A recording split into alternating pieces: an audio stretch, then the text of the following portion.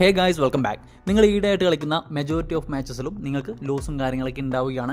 നിങ്ങൾ എന്തൊരു കാര്യം ഗെയിമിൽ ട്രൈ ചെയ്ത് നോക്കിയിട്ടും ഏത് ഫോർമേഷൻ കളിച്ചിട്ടും ഏത് ടാക്ടിക്സ് കളിച്ചിട്ടും നിങ്ങൾക്ക് ലോസും കാര്യങ്ങളൊക്കെയാണ് വിന്നെടുക്കാൻ സാധിക്കുന്നില്ല എന്നുണ്ടെങ്കിൽ നിങ്ങൾ ശ്രദ്ധിക്കേണ്ട നാലോളം കാര്യങ്ങളാണ്. ഇമ്പോർട്ടൻ്റ് ആണ് ഗൈസ്. തീർച്ചയായിട്ടും നിങ്ങൾ ശ്രദ്ധിക്കേണ്ട അല്ലെങ്കിൽ ചെക്ക് ചെയ്തിരിക്കേണ്ട നാലോളം കാര്യങ്ങളാണ് ഈ ഒരു വീഡിയോ വഴി നോക്കാൻ പോകുന്നത്.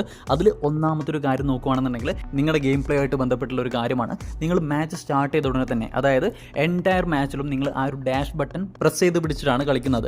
അതായത് ഒരുപാട് പേർക്കുള്ള ഒരു തെറ്റിദ്ധാരണയാണ്, നമ്മൾ മാച്ചിൽ നല്ല രീതിയിൽ സ്പീഡും കാര്യങ്ങളൊക്കെ എടുത്താലും മാത്രമാണ് നമുക്ക് പെട്ടെന്ന് ഗോളും കാര്യങ്ങളൊക്കെ സ്കോർ ചെയ്യാൻ പറ്റൂ, അല്ലെങ്കിൽ നമ്മുടെ പ്ലേയേഴ്സിൻ്റെ സ്പീഡും കാര്യങ്ങളൊക്കെ കൊണ്ടാണ് നമുക്ക് ഓപ്പോണന്റ് പ്ലേയേഴ്സിനെ ബീറ്റ് ചെയ്യാൻ സാധിക്കുക, അവരുടെ ഡിഫൻസും കാര്യങ്ങളൊക്കെ നമുക്ക് പെട്ടെന്ന് പൊട്ടിക്കാൻ സാധിക്കുന്നത് സ്പീഡ് കൊണ്ടാണെന്നുള്ള തെറ്റിദ്ധാരണയും കാര്യങ്ങളൊക്കെ ഉണ്ട്. തീർച്ചയായിട്ടും ഈ ഒരു ഡാഷ് ബട്ടൺ എന്ന് പറയുന്നത് നമ്മൾ നോക്കിയും കണ്ട് യൂസ് ചെയ്തില്ല എന്നുണ്ടെങ്കിൽ ആ ഒരു ബട്ടൺ മാത്രം മതി നമുക്ക് ലോസും കാര്യങ്ങളൊക്കെ ഉണ്ടാവുക എന്നുള്ളതാണ്. കാരണം നമ്മൾ കംപ്ലീറ്റ് എൻറ്റയർ മാച്ചിൽ ഈ ഒരു ഡാഷ് ബട്ടൺ പ്രസ് ചെയ്ത് പിടിച്ചു കഴിഞ്ഞാൽ നമ്മുടെ പ്ലേയേഴ്സിൻ്റെ എത്ര ബോൾ കൺട്രോളും ടൈറ്റ് പൊസിഷനൊക്കെയുള്ള പ്ലേയേഴ്സ് ആണെന്നുണ്ടെങ്കിൽ പോലും നമ്മൾ ആ ഒരു ഡാഷ് ബട്ടൺ പ്രസ് ചെയ്ത് കളിക്കുന്നിടത്തോളം കാലം ആ ഒരു പ്ലെയറിൻ്റെ ബോൾ കൺട്രോളും കാര്യങ്ങളൊക്കെ നഷ്ടമാവുകയാണ്. കാരണം ഒരു 50% ബോൾ കൺട്രോളും കാര്യങ്ങളൊക്കെ ഈ ഒരു ഡാഷ് ബട്ടൺ അല്ലെങ്കിൽ സ്പീഡായിട്ട് റൺ എടുക്കുന്ന പ്ലേയേഴ്സിൻ്റെ നഷ്ടപ്പെടുകയാണ്. നിങ്ങൾ ജസ്റ്റ് ഒന്ന് ട്രൈ നോക്കിയാൽ മതി. നിങ്ങളുടെ ഓപ്പോണൻറ്റ് നിങ്ങളുടെ കാലിൽ നിന്നും ബോൾ എടുക്കാൻ വേണ്ടിയിട്ട് ഏറ്റവും കൂടുതൽ ബുദ്ധിമുട്ടുന്നത് നിങ്ങൾ ഡാഷ് ബട്ടണും കാര്യങ്ങളൊക്കെ പ്രസ് ചെയ്യാതെ ആ ഒരു നോർമൽ സ്പീഡിൽ ഡ്രിബിളും കാര്യങ്ങളൊക്കെ ചെയ്യുമ്പോഴാണ് ആ ഒരു പ്ലെയറുടെ കംപ്ലീറ്റ് എബിലിറ്റി, ആ ഒരു ടൈറ്റ് പൊസിഷനും ബാലൻസും കാര്യങ്ങളൊക്കെ കംപ്ലീറ്റ് ആയിട്ട് നമുക്ക് യൂസ് ചെയ്യാൻ സാധിക്കുള്ളൂ. അതുകൊണ്ട് തന്നെ നമ്മുടെ ഓപ്പോണൻറ്റ് നമ്മുടെ കാലിൽ നിന്നും ബോളും കാര്യങ്ങളൊക്കെ ഇന്റർസെപ്റ്റ് ചെയ്യാൻ ഒരുപാട് ബുദ്ധിമുട്ടുന്നുണ്ടാവും. ഈ ഒരു ഡാഷ് ബട്ടൺ എന്ന് പറയുന്നത് നിങ്ങളുടെ മാച്ചിൽ വേണ്ടുന്ന സമയങ്ങളിൽ മാത്രം നിങ്ങൾ ഓപ്പോണന്റ് പ്ലെയറെ കട്ട് ചെയ്ത് കയറി പോവുകയാണ്, നിങ്ങളുടെ മുന്നിൽ ആരും ഇല്ല എന്നുണ്ടെങ്കിൽ മാത്രമാണ് ഈ ഒരു ഡാഷ് ബട്ടണും കാര്യങ്ങളൊക്കെ യൂസ് ചെയ്യേണ്ടത്. അല്ലാത്ത പക്ഷം നിങ്ങളൊരു പാസ് കൊടുക്കുമ്പോഴായിക്കോട്ടെ, നിങ്ങൾ ഷൂട്ട് എടുക്കുമ്പോഴായിക്കോട്ടെ, ഈ ഒരു ഡാഷ് ബട്ടൺ എന്ന് പറയുന്നത് നിങ്ങൾക്ക് വില്ലനാവും. തീർച്ചയായിട്ടും നിങ്ങൾ ഈ ഒരു കാര്യം ശ്രദ്ധിക്കുക. ഡാഷ് ബട്ടൺ എന്നുള്ള കാര്യം നോക്കി കണ്ടും മാത്രം ഗെയിമിൽ യൂസ് ചെയ്യാം. നമ്മുടെ രണ്ടാമത്തെ കാര്യം നോക്കിക്കഴിഞ്ഞാൽ നമ്മൾ വീക്ക്ലി അപ്ഡേറ്റിന് ശേഷം പ്ലേയേഴ്സിൻ്റെ ഫോമും കാര്യങ്ങളൊന്നും ചെക്ക് ചെയ്യുന്നില്ല എന്നുള്ളത്. നമ്മുടെ ടീമിൽ സബിൽ ഉൾപ്പെടെ മാക്സിമം നിങ്ങൾ ഈ പറയുന്ന എ ഫോമും അതുപോലെ തന്നെ ബി ഫോമും മാത്രമുള്ള പ്ലേയേഴ്സിനെ നിങ്ങൾ ഇൻക്ലൂഡ് ചെയ്യാൻ ശ്രമിക്കുക. ഞാനീ പറയുന്നത് നമ്മുടെ എപ്പിക്കും അതുപോലെ തന്നെ ബിഗ് ടൈം കാർഡുകൾക്കും ബാധകമല്ല.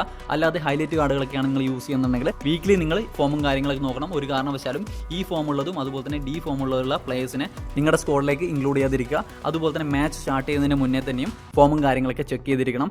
മാക്സിമം ഗുഡ് കണ്ടീഷനിലും അതുപോലെ തന്നെ എക്സലന്റ് കണ്ടീഷനിലുള്ള പ്ലേയേഴ്സിനെ ആയിരിക്കണം നിങ്ങൾ നിങ്ങളുടെ 11ലേക്ക് പ്ലേസ് ചെയ്യേണ്ടത്. ഒരു കാരണവശാലും പുവർ ഫോമുള്ള പ്ലേയേഴ്സിനെ ഇറക്കാൻ പാടില്ല എന്നുള്ളതാണ്. നോർമൽ കണ്ടീഷനിൽ, അതായത് സ്ട്രെയിറ്റ് ആയിട്ടുള്ള ആ ഒരു എയറോം കാര്യങ്ങളൊക്കെയുള്ള പ്ലേയേഴ്സിനെ വരെ നിങ്ങൾ മാക്സിമം അവോയ്ഡ് ചെയ്യാൻ ശ്രമിക്കുക. ഇങ്ങനെയുള്ള പ്ലേയേഴ്സ് എത്രത്തോളം നിങ്ങളുടെ സ്കോഡിലേക്ക് കൂടുന്നോ അത്രത്തോളം നിങ്ങളുടെ പാസിംഗ് ആക്യുറസിയും അതുപോലെ തന്നെ ഗെയിമിലെ എല്ലാവിധ എബിലിറ്റിയും നിങ്ങൾക്ക് കുറവായിട്ടാണ് കിട്ടുക. ഓരോ പ്ലേയേഴ്സിൻ്റെയും മാക്സിമം ഔട്ട്പുട്ട് ഗെയിമിൽ കിട്ടാതെ വരികയും നിങ്ങൾക്ക് ലോസും കാര്യങ്ങളൊക്കെ ഉണ്ടാവാൻ ചാൻസ് ഉണ്ട്. നിങ്ങളുടെ സ്കോഡിൽ ഇപ്പോൾ 1-2 പ്ലേയേഴ്സ് എക്സലന്റ് ഫോമിലാണെന്ന് വെച്ചിട്ട് നിങ്ങൾക്ക് ആ ഒരു മാച്ച് വിന്നെടുക്കാൻ സാധിക്കത്തില്ല. നമ്മുടെ ടീമിൻ്റെ ടീം സ്പിരിറ്റും കാര്യങ്ങളൊക്കെ ഇൻക്രീസ് ആവണം, അല്ലെങ്കിൽ ഗെയിമിൽ നല്ല രീതിയിൽ ടീം വർക്കോടെ കളിക്കണം എന്നുണ്ടെങ്കിൽ നിങ്ങൾ മാക്സിമം ഈ പറയുന്ന ഫോമും കാര്യങ്ങളൊക്കെ വീക്കിലി ചെക്ക് ചെയ്യുക. പ്ലേയിങ് 11 ഇടുന്ന പ്ലേയേഴ്സിന് മാക്സിമം നിങ്ങൾ ഗുഡ് കണ്ടീഷനുള്ള പ്ലേയേഴ്സിനെ തന്നെ പ്ലേസ് ചെയ്യാൻ ശ്രമിക്കുക. ഒരു കാരണവശാലും പുവർ കണ്ടീഷനുള്ള പ്ലേയേഴ്സിനെ പ്ലേയിങ് 11 ഇൻക്ലൂഡ് ചെയ്തിരിക്കുക. സോ നമ്മുടെ മൂന്നാമത്തെ കാര്യം നോക്കിക്കഴിഞ്ഞാൽ നിങ്ങൾ എല്ലാവിധ ഫോർമേഷനും കാര്യങ്ങളൊക്കെ ഡേ ബൈ ഡേ പരീക്ഷിക്കുകയാണ്. നിങ്ങളൊരു കാരണവശാലും ചെയ്യാൻ പാടില്ലാത്തൊരു കാര്യമാണ്. നിങ്ങൾക്ക് 1-2 മാച്ചസ് ലോസും കാര്യങ്ങളൊക്കെ ഉണ്ടാകുമ്പോൾ തന്നെ നിങ്ങൾ ഫോർമേഷനും കാര്യങ്ങളൊക്കെ ചേഞ്ച് ആക്കുന്നു, ടാക്ടിക്സ് ചേഞ്ച് ആക്കുന്നു.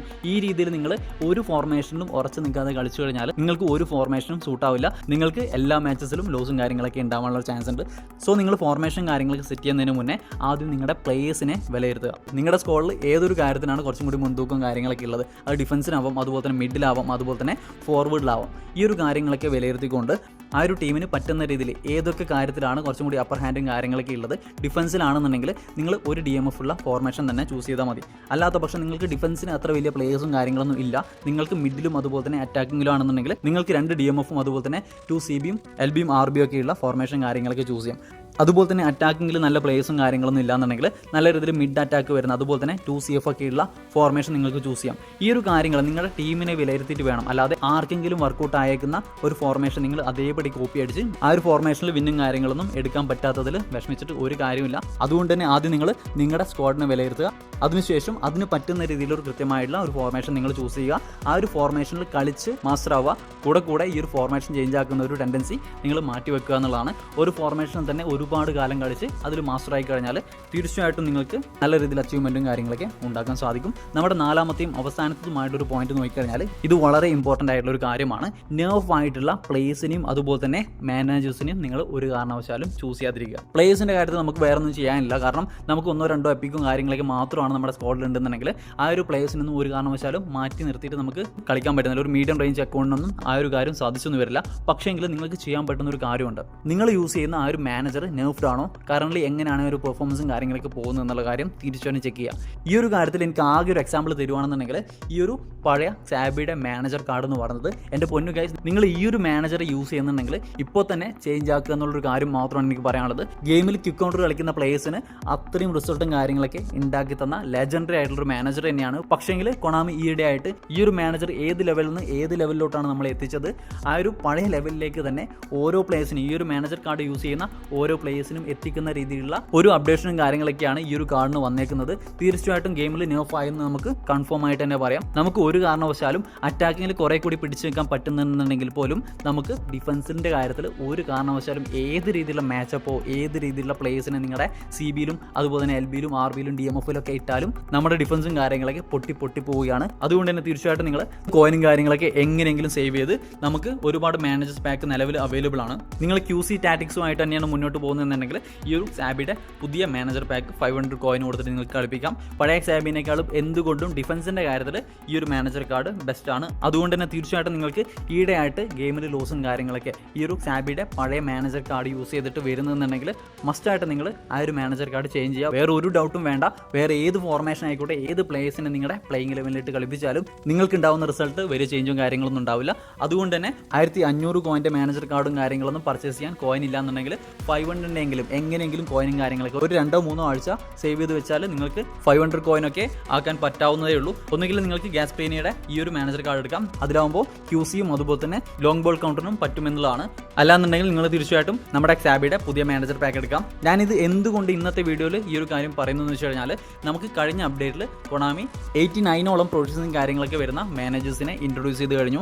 അതുകൊണ്ട് തന്നെ സിംഗിൾ ബൂസ്റ്റർ ആയിട്ടുള്ള 88 പ്രൊഡക്ഷൻസ് വരുന്ന മാനേജേഴ്സിനെ കൊണാമി തീർച്ചയായിട്ടും നെർഫ് ചെയ്യും. എന്നാലും മാത്രമേ കൊണാമിയുടെ പുതിയ പ്രൊഡക്റ്റ് ആയിട്ടുള്ള 89 പ്രൊഡക്ഷൻസ് വരുന്ന മാനേജേഴ്സ് സെല്ലാവുകയുള്ളൂ. സോ കൊണാമി എന്ത് കഴിഞ്ഞാലും നെർഫിംഗ് കാര്യങ്ങളൊക്കെ മാനേജേഴ്സിന്റെ കാര്യത്തിൽ വരുത്തും. സോ നിങ്ങൾ വേണ്ട രീതിയിൽ ചേഞ്ചും കാര്യങ്ങളൊക്കെ നിങ്ങളുടെ സ്ക്വാഡിൽ വരുത്തുക എന്നുള്ളതാണ്. സോ ഗൈസ്, ഇത്രയും കാര്യങ്ങളൊക്കെയാണ്. ഈ ഒരു 4ഓളം കാര്യങ്ങൾ നിങ്ങൾ മസ്റ്റായിട്ടും ഗെയിമിൽ ശ്രദ്ധിക്കുക. നിങ്ങളുടെ റിസൾട്ടും കാര്യങ്ങളൊക്കെ കമന്റ് ചെയ്യാം. സോ ഗൈസ്, വീഡിയോ എൻ്റെ ആണ്. വീഡിയോ ഇഷ്ടപ്പെട്ടാൽ ലൈക്ക്, ഷെയർ ചെയ്യുക, സബ്സ്ക്രൈബ് ചെയ്യുക. അടുത്ത വീഡിയോയിൽ കാണുക ഗൈസ്. ബൈ.